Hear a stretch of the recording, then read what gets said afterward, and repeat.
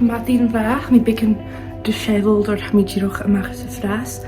Ach nu, mi sé agus mo chedit adol gu caisteal slain, huas múlach operiain, agus yn nuair sin amarach, mi sé agus cedit sin ile stocha a bhí dol gu Dwi'n dyn nhw'n caisteal dunnotar, caisteal dunnotar agus hai hias fo Oberheim and in Stonehaven. So gaan we je al fijn mo vraagjes, met al fijn toast, agus een briesje, mis mijn team, agus met al januf een bag akum Swiss, agus nursing, met al follow. Hallo, als je net is, ik caisteal slain. Ik zeg gewoon, like, zoals je het alles jagen is, is stoche video's, stoche foto en dan weer. Hallo. Oeh. Hashim, he is. I'm in dungeon. Is it? There's more down there. Hello. Is there? Oh my god. Okay. I wanna go because this is like it's kind of. I think it's sturdy. Should I be talking now right now? No. I wanna go down there. I don't know why. Als je nog eens steden in is, oh, there's another set of stairs that go up even higher. I would go up then. So, she can darn eat it. Jane Cashel. It's actually quite cool. So,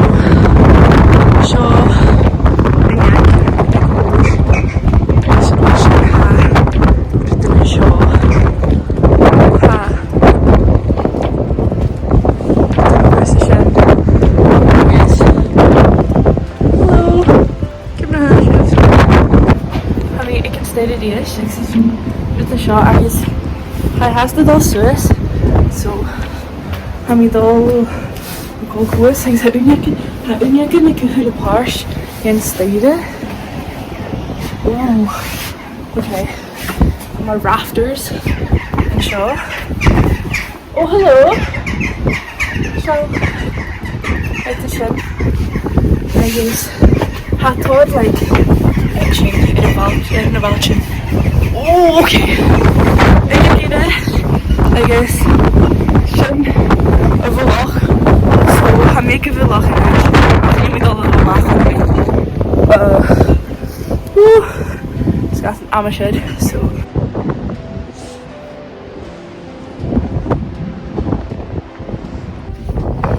I've got my camera in the video on. Oh! A country? Or like for birds. For birds? Maybe. I don't think the castle was constructed.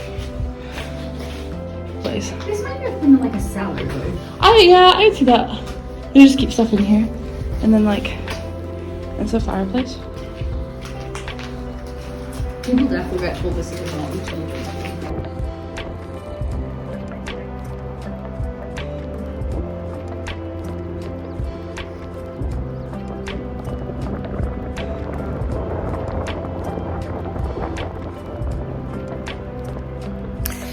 Hallo, ha mi irash kan tayanesh. Ha big an photo in akum vo en la amach akum in so va shi khaishingu marhush mi khaishingu khaistal slay. I guess kujoch khaishingu try I guess khaishingu English was auch big. Agus bhí se lá was chumá a bhaint. Háisín dul caisteal dunnotar amarach le bacon duna ceithre sin ile agam agus sealamh sibh sin cuideach sú sé deireadh seachcín uamhsach action-packed town háisín idir bhí dhéanamh tóir agus nuair sin ha an video agam dul a bhí seachcín as mo bhithe agus sé an aithseachcín a bhí saon. Ha mé an phone live ac am nu chanéis sin clach go photo booth sin an over ha sin be an cúgloch ach sé agus ha mi dal dhéanamh seachcin as mo bhithe in a cheachcin agus bí mé na clásicin agam, so seo mi sin bhéh sin ach sin an airad, so bhéic mi sibh an big an úne Jerry. Matín bá sé dáí hániu agus ha mi sé mo chaid sin a dá go caisteal dunnotar.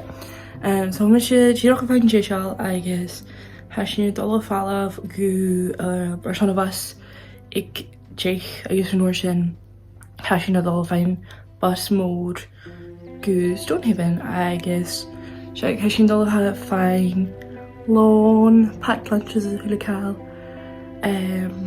Sé so seáil mi sin gaibh. Éiad. A sin na cosisiún inis agus an caisteal an sin. Shut up so you can record. It's okay, you don't have to do So a sin adol an caisteal, is nu bhí caisteal chus an mad leabhar fi tre mi sin. Chaidh is thula cáil so bhí snog. Yeah, so mini update nu ha sin now. Hello, ha sin ag caisteal. It's like so cool, like for sin begin to guide photo ag ha treasure hunt awn as sin a lo dhearm sin. Charlie mi sibh gaibh the view. Diolch like so cool. So sé ha sin ha kepper an ac sa bagin. So Lion's Den, allegedly. So sin dal fein kepper an agus ar lán in seo go deach. Hello, chaidh mi outro. Í chaidh mi ha caisteal is sé né agus ha mi a bhí ras big an uan inis ach nuair a híl sin gan flat ag leabhar straight céir chuid bhí lebí a bhí chóscí